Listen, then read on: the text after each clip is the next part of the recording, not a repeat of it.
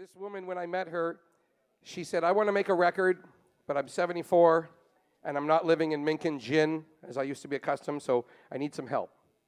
And I said, well, I don't know how you're going to find money these days. You know, philanthropy is not dead. It's just hard to find.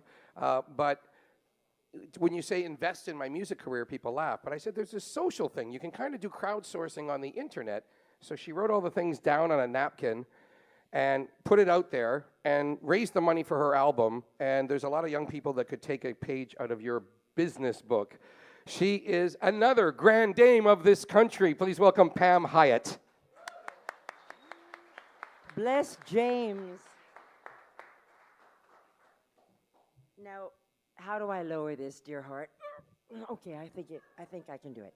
I've been in this business since 1958, mainly as an actor, cabaret, musical review performer, and thanks to James, that was the first CD I ever made, and he's been an incredible supporter of mine since we met in 2011, and he and my son Carson T. Foster are the two people who kept saying to me, hey, you're an old broad, you're not going to get a lot of work on television these days. Face reality, you know. If you turn on your sets, you don't see many 80-year-old women on television these days, do you? I just had my 80th birthday, woo!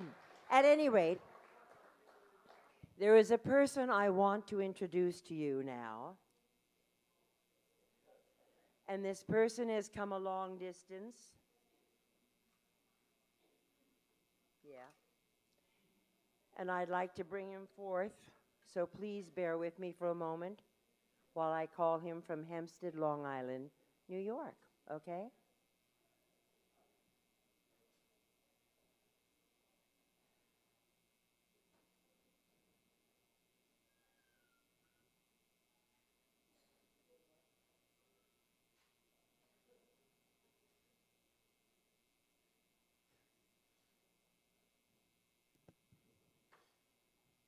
Saturdays are the worst days.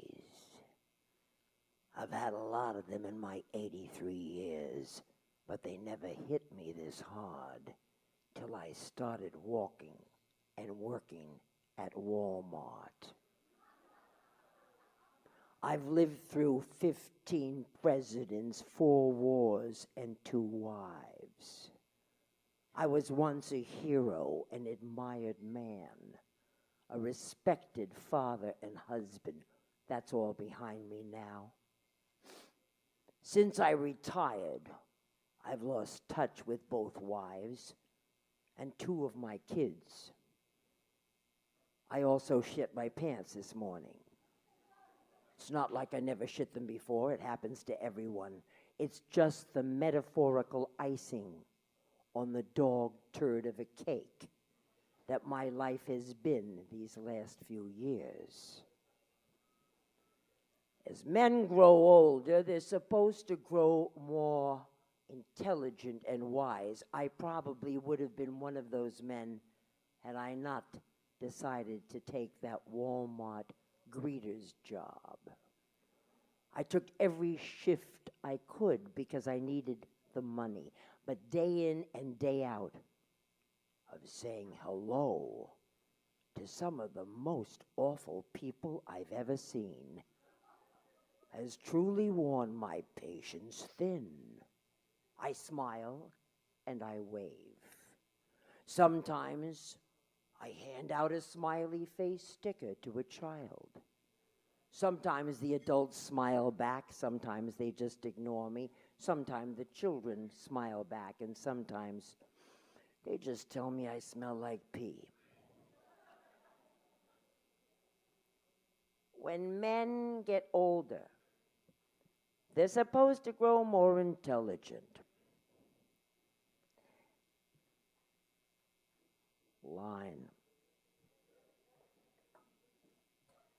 We are throwing these things around now. Oh, these people see Walmart as a local excursion, a Sunday outing, but they've never seen the belly on the beast. This place is worse than Korea, and I can say that because I fought in Korea. The only upside is this place has toilets. When you're 83, you forget a lot of shit. I couldn't tell you when my children's birthdays are, and sometimes I even forget my own address. But I can't seem to forget the things I want to. I'm cursed with remembering every fat face I see walk into that store. 2 Saturdays ago, I counted 14 fat people wearing wife beaters and camouflage hats. I said, "Welcome to Walmart, asshole," to every one of them. When they asked me what I said, I just pointed to the middle of the store and said, "Doritos and Mountain Dew are in aisle 14. Don't forget to wear a condom." Then I pointed to the smiley face sticker I put on my crotch and whispered, "Caught you looking, queer." It took until later that night for someone to report me. When my boss, a 22-year-old nerd, confronted me, I just told him I was suffering from dementia. Then I handed him a doctor's letter I'd written myself on Walmart stationery. The Saturday following that, I greeted everyone by saying, "Welcome to Walmart. Today, everything is free."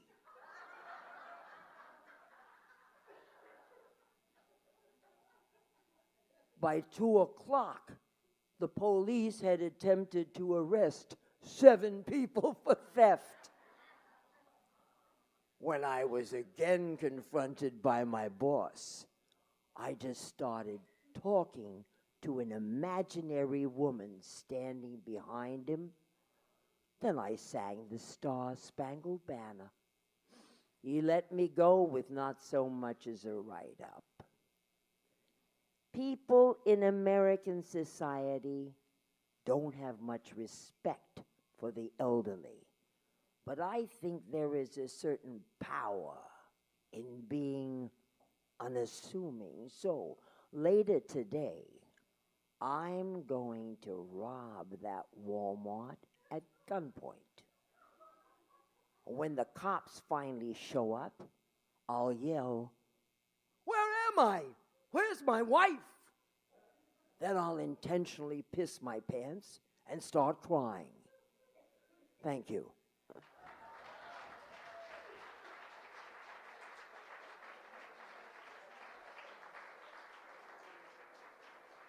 Now I can put back on my jewelry.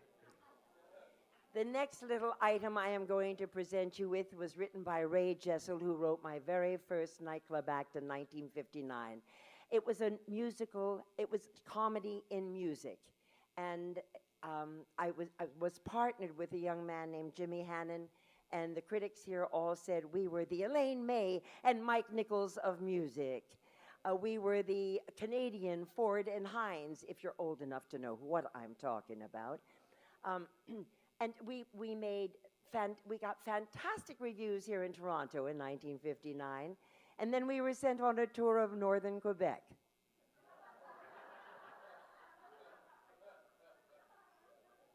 That's right, mining towns, children, where everybody in the audience was from Quebec or Portugal or Italy and understood nary a word of what Jimmy and I were singing about. So we returned to Toronto and just did television for a long time.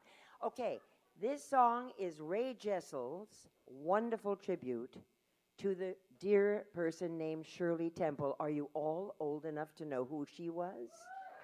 Yes. Shirley Temple always stuck her little chin out. She never, ever was disappointed or dismayed or depressed. So this is for feisty little Shirley Temple, and we will do a gentle tempo, okay?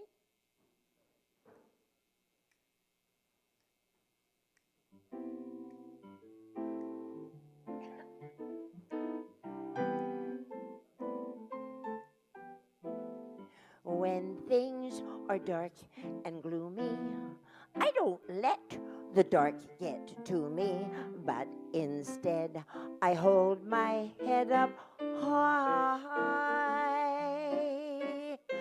I don't wallow in self-pity. I just sing this little ditty. Life sucks, and then you die. Life hurts, and there's no ointment. Hope just brings disappointment. Human kindness, ha! Don't even try. Women are bitches, men are pricks. Meanwhile, the clock just tick, tick, ticks. Life sucks, and then you die. Failures first, then unhappiness, and then you're dead. Expect the worst, and anything less, you're ahead.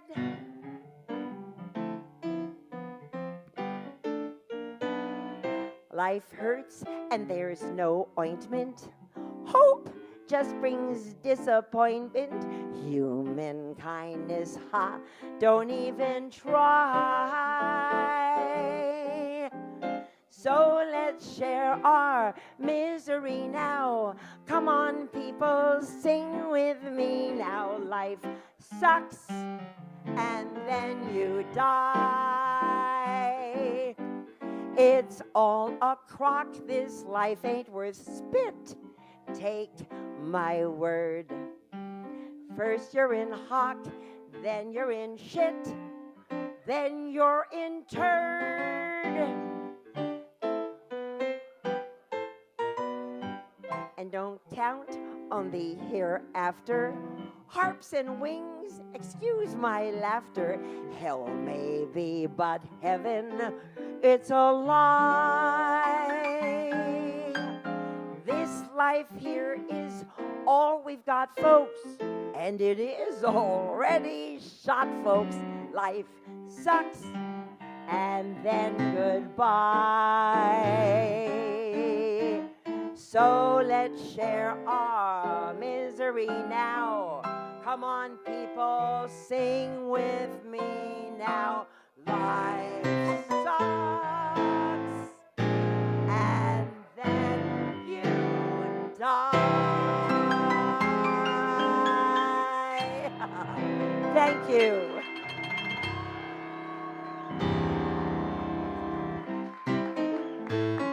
Pam Hyatt, a telefish.